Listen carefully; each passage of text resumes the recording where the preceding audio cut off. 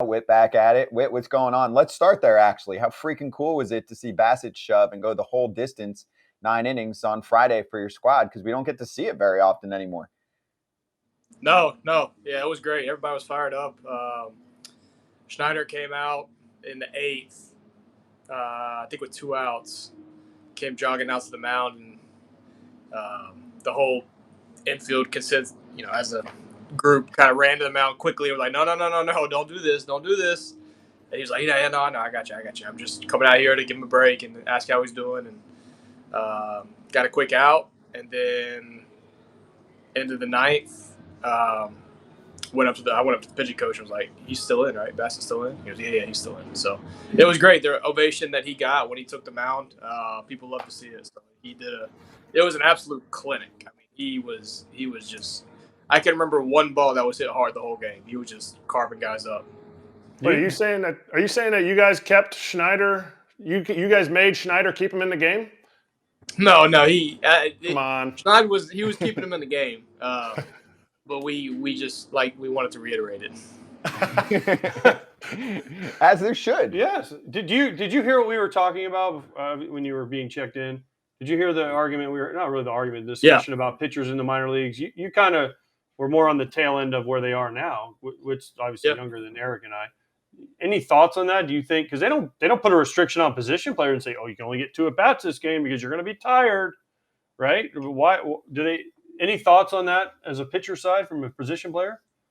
Yeah, I mean, just from my perspective, I think just the way that the game is being pitched now, it's kind of calling for that. I heard you touch on it, but it's just a max effort from the get-go now.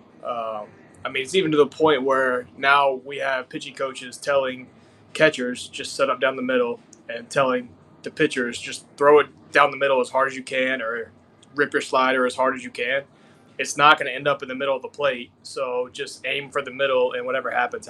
Just throw your nastiest pitch. And I think with that comes a lot of wear and tear on the arm, and so you're having to put restrictions on it, and you're seeing injuries, I think, go up, like you said. Whether the data reflects that or not, I think it's pretty obvious. If you give 100% every pitch, you're going to blow out at some point, and I think we're seeing that more often than not now. Do you remember when during your minor league days a pitcher say, and especially if he was like a more of a top pitching prospect, would he go like, damn, dude, I just flew through 5 innings, I went 62 pitches? Or were they more just like, well, whatever, it is what it is, I'll just go out there the next time through?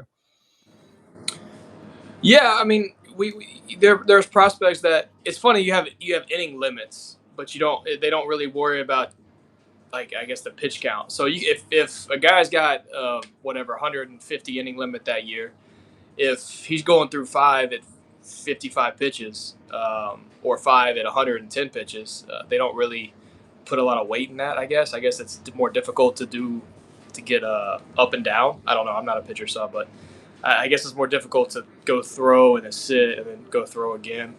But I don't know. That's not my area, and I'm glad. You know, I did pitch inning last year though. Yeah, but was it harder to get up and down the next day or what? I was cruising. Oh, and my favorite part about the pitching, even though I didn't strike anybody out, because I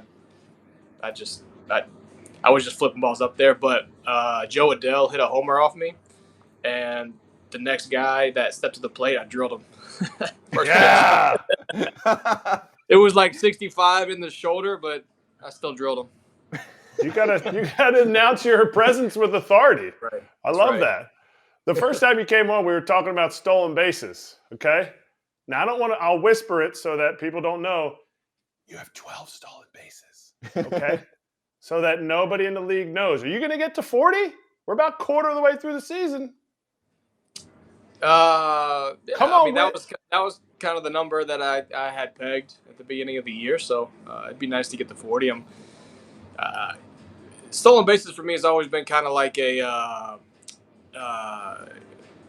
rhythm thing. Like as soon as I start getting them and they start coming, and I become more comfortable and more confident, and it's just kind of like start rattling them off. And I kind of saw that last week. I think I've had like 7 or 8 in the past week, and So I'm getting more comfortable. I'm here. It's what's helped me is I'm hitting like 6, 7 in the lineup. So last year I was hitting 9, and when I would get on base, it would be like George, Vladdy, Bo, these guys coming up that you really got to be sure if you're gonna steal the bag.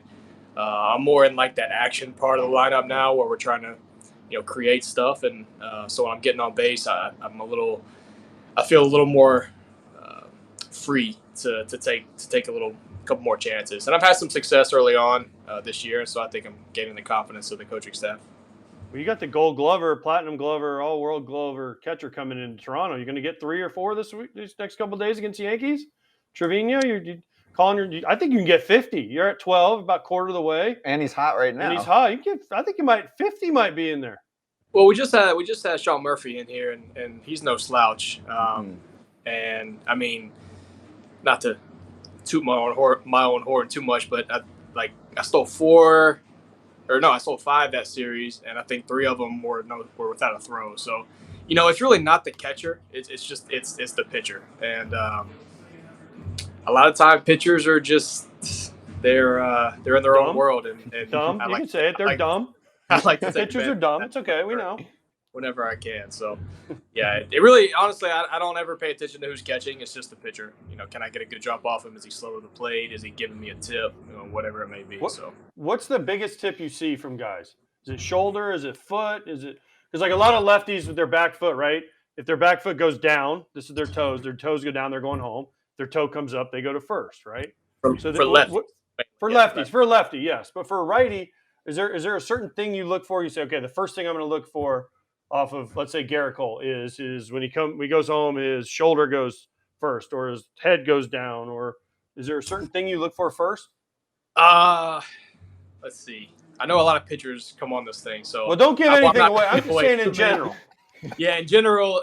So a righty, you look at the back shoulder; it'll lean when he goes to the plate. If he's a big if he's got a wider base, that back shoulder leans before he picks up usually, and then it'll just spin if he comes to the plate. But yeah, no, they that's kind of basic 101, and then there's always certain things that it makes sense, because if you're focused on throwing to the plate, there's probably some different feels that you have going on when you're trying to execute a pitch versus picking to first. So I imagine it's difficult for pitchers to find like a consistent pick move that has the same setup and rhythm as when you go to the plate.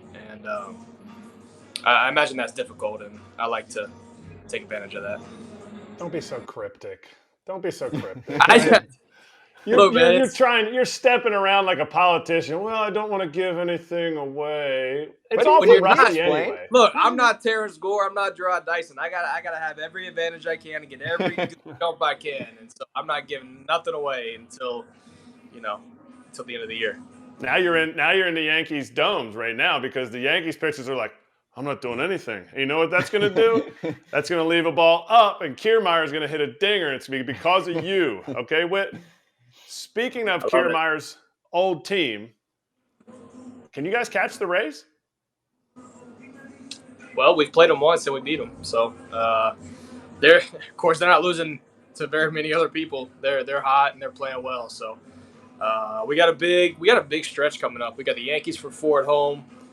Baltimore comes in, and then we go to Tampa for 4. So this is a big 11 games for us. Tampa's a good team, man, and they're hot. But hopefully, as hot as they've been collectively, they'll all get cold at the same time collectively. So that's kind of how it works in baseball. But I mean, damn, they're a good team and they're playing well, and so hopefully we can continue to play well, because we're a pretty good team over here as well, and we got all the pieces. So we just need to stay healthy and continue to get better as it goes on. Give us a real answer. That's a political answer right there. Yeah, come on. Be like, hell yeah, we can catch him. But he started. He said, hey, listen, they beat him. I know. We'd be like, hell yeah, we're going to catch him. How many series have the Rays lost this year? Not very many. Maybe 2. I might be missing 1. 3? 3 total? 3, yeah. 3 okay. total. So the AL East right now, I looked, 46 games above the 500 mark between all of those teams. Like the Yankees are in last place. They're on pace for 89 wins, which almost wins the division last year. And I know it's early in the season, but my question, Whit, is do guys like kind of give shit to players on other teams that are, say, in like a less competitive division? Like you guys are going through a gauntlet all the time. So playfully, like, there's a big difference right now between the AL East and the AL Central. So if you've got a buddy that's like, on the Twins or the Guardians, and they're like, oh, we're cruising, we're going to win 100 this year. And you're like, yeah, good luck. I'm in the AL East. Well, one of the first things I was told when I got traded over here last year was welcome to the big leagues. So, people, it's kind of like being like SEC football. Like you're just kind of proud because you're in a really good division and you got to grind to get through it. And if you come out on top, that's that extra sense of accomplishment, knowing that you were in the best division. So, yeah, I mean, we're aware of the teams that are in this league and teams that are good, and but it's not like SEC football where, like, if you're a whatever fan, you always cheer for Alabama to win. Like whenever New York or Tampa or Baltimore or Boston playing somebody else, we're hoping they lose. So, but it's a good league and it's going to be a fun race. Who told you that? Who told you the welcome to the big leagues? It was one of the clubbies here actually. So he knows, right? He knows all those sliders he was hitting. Yeah. Speaking of the big leagues, I talked to your dad today just because why would I not talk to your dad before we have you on? Why would you not? Exactly. You played Pine Valley Thursday? I did. Big day for me. I was supposed to go, but I couldn't go because of this show. So tell me what I missed. Oh gosh, here we go. It was, I mean, the best golf course, like from a golf course standpoint that I've ever played, where like every hole was different, every shot was different. You had to hit every shot to a certain area, and you had like maybe 10 yards of cushion. But every shot, if you went long, you were in trouble. Right, left, short, you're in trouble every shot. And it was special. I mean, it was immaculate conditions. Just a really, really special place. So I was fired up. I got to play it, and hope you get to play it soon. So did you leave a comment in the comment box? Did you see where the comment box is? No, I didn't actually. Jay Billis was in there, and I'm a huge college basketball fan, and so I kind of got distracted in talking to him. No, the comment box, and if AJ ever gets to play there, the comment box is, I think it's off of 15 or 16. It's like 20 yards out into the water. So if you have a complaint or something. I love that. That's kind of sick. Yeah. I'm about to get on my host for not telling me about that. Yep. For sure. So your dad, again, I spoke to your dad. Is there someone today doing something special you might want to think about saying congrats to? Anything today happening big in your family? Yeah, little brother graduated from Wake. He actually graduated in December, but today he got to walk. So big day for him, big day for the family. And now I am the only member of the family that has not graduated from. You didn't want to take the PJ to Wake and maybe skip the game today and go to watch him walk and then hurry back? I didn't. I was getting play-by-play for my sister, and it didn't sound like it. Graduations don't sound like the best of times, and so I was happy sitting in my apartment signing Topps cards. There you go. Graduations are boring. I agree. It's like going to dinner or hang with the fam before or after. The graduation itself needs to be reworked from an entertainment perspective. It is terrible. You need like a DJ? I've anything. I've sat through probably 6 to 8, and I can't remember. There was one time it was good. It was Elaine from Seinfeld spoke. Yeah, I don't remember what her real name is, and so she just was like 20 minutes of comedy, but everything else is awful. Like it's really boring. So you don't even did the fam like say, "Oh, we'll FaceTime you for the ceremony." No, I'm good. No. My sister would just tell me about the speaker and how she had just like was just over the top animated and had these crazy stories about how she fell down this like 30-foot well and her husband had to bench press her out. And I was like trying to figure out in my head, like for her to text that to me, what in the world could this story be about? And then there was an intermission apparently during her speech, or it was actually pretty funny for me to be reading what they were talking about and not be there. So, text group. Hey, random question, Clubhouse wise. I know you're there obviously early before the game. How many guys get there super early to do the whole like brunch, lunch, dinner experience nowadays, especially the younger guys? It's not as much as it was earlier in my career. I did bring in a bunch of burgers today, and so I think guys were excited about coming and having some good burgers. So today might have been a little different, but it just kind of depends on, like, I guess if you got family in town, what you got going on in the morning, had you sleep, and then what do you have to do during the day? Do you have to come get a lift in? Do you have to get treatment, stuff like that? But for the most part, I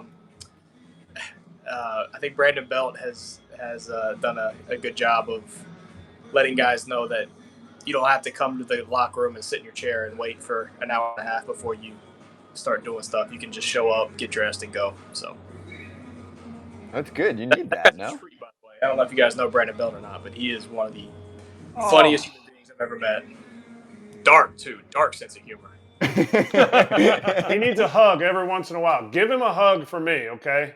Because he's actually my first big league strikeout. So is he good? He told me All-Star year too, 2016. My bad. He was about to go to the All-Star game. I just ruined the man's life. Wait, Kratz is a strikeout and Whit doesn't have a strikeout? I don't have a strikeout. No, I got 2 strikes. I've pitched more often. I didn't have that swing and miss stuff, I guess. I don't know.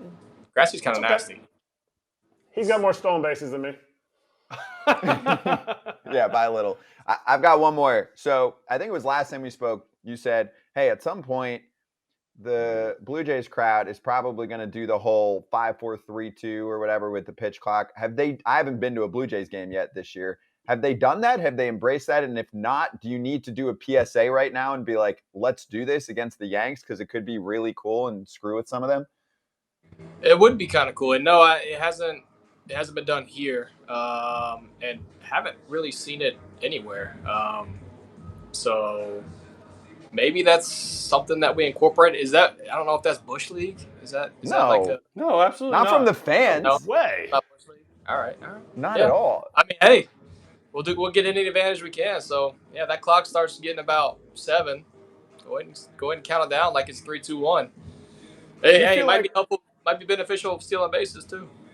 Do you feel like when a certain player comes up? So when I played for the Jays, Blue Jays fans are kind of like, yeah, they kind of get baseball, but man, when Jose Bautista came up, it was like every ball he hit in the air, they were like, oh, it was going to be a home run. Like they don't quite feel the game. Do you feel like there's somebody on the team that when they come up, the stadium starts rocking a little bit more, like they anticipate something happening? Yeah, Vladdy, for sure. Anytime More than Vladdy. Bo? Probably by like just a little bit. I mean, they love him some Bo too, and Bo's been hot. So, but Bo's got more. I don't know. Vladdy, when Bo hits a homer, it's like a bullet. When Vladdy hits a homer, it's that big, majestic, like everybody stops what they're doing and watches it. So he does that more often. So it's like whenever he hits one in the air, it's like, yeah, it's like your reaction. You're talking about everybody gasps and then left fielder comes in a couple steps and catches it. Come on, guys. But yeah, I mean, it's, he's a guy. He's just a guy you anticipate something good happening when he steps to the plate. There's a handful of guys like that in the big leagues that you just know, like, all right, it's been 2 at bats and he hasn't hit a ball hard. Here comes something off the bat at 115, and he's a special talent for sure. Wait, you've been there. You've been in Toronto now since last trade deadline, right? Yep. Have you learned the song yet? The OK Blue Jays. Yeah, there you go. Yeah, so you know it. Ball. Yeah. Yeah. Let's play ball. I tell you what, they love the song here. They love it here. And it's the greatest song that you never want to hear. I kind of drown it out now. I don't hear it as much. But when I first got here, I was like, what? Because you hear it playing against them, but hearing it like every day, you're like, what is this song? And then someone told me it was like just an old song that's kind of like embraces the culture of Canada baseball or something, and it's a song. It is a song. They love it. Oh man. Well, have you ever seen that? They sing in the seventh inning stretch. I've been there for a bunch of games. When I'm calling them, I don't know if I've paid attention. What is it? Seventh inning stretch when they do it? Yeah. I believe so. Yeah, it's like their 10,000th ball game song. And I don't know what's worse, the song or the dances that the people do. Yes. Yeah, it's so awkward. That's for sure. They bring like the cheerleaders on the field and they're in front of your dugout and they're like, okay, Blue Jay. Do you know the French Canadian anthem? Can you sing that in French? No, we haven't heard it that much this year. We heard it one time last series for the first time all year. Well, usually, like, it'll be the start of O Canada, and then they'll switch to French, and that really screw some people up that aren't used to it. And no, we haven't heard it that much this year. But French is tough. I don't know how many times I have to hear it to be able to say any of it. It's majestic. It's majestic. Hey, Whit, good stuff, dude. Let me. Brady Singer story about the Canadian anthem. So we're standing his rookie year. Blue Jays come to us in Kansas City, and I'm standing beside him on the line, and it's a guy plays the trumpet a lot in Kansas City. Beautiful, does a great job. And so we're on the line, and when you're in America, they play O Canada first. When you're here, they play the Star Spangled Banner first. So anyway, we're on the line, and the guy starts playing. He's playing O Canada. And I'm beside Brady, and I can feel him like kind of squirming. And the song ends, and he looks at me, and he goes, "What the fuck was that?" The Canadian anthem. He goes, "Why were they playing the Canadian anthem?" I said, "We're playing the Blue Jays." He goes, "Yeah, but we're in America." And I was like, "Dude, just keep your hat on your heart. We'll get through the next song, and then you can figure it all out." Poor kid's got no idea. Had he never been to like a game where, I don't know, in any sport, like your basketball team's playing the Raptors, like they do it for every sport. Yeah. So I guess kid never left Eustis, Florida until he got to college. Hey, take it easy. That's right up the street from me now. Hey, there you go. He's not too cultured. Wait, I forgot. So this is actually last thing. Do you want to just give us like a little teaser about next time you join us, and probably you'll announce something in between that time period? Any news going on event-wise? Yeah, I've been working for a few months now, not even a couple months. It's probably October on putting together this golf tournament for baseball players. Not like a charity event that a lot of guys get to play in, but like a legit, like you show up, golf tournament, there's a purse. We're trying to get it televised. It's gonna be a legit golf tournament for baseball players, because I know so many baseball players love to play golf. So I've been working on that, and hopefully have more details pretty soon. It's about to get wrapped up, and I'll be able to share more. But really excited about it. As big a golfer as I am, it's gonna be a cool event that I'm looking forward to being part of.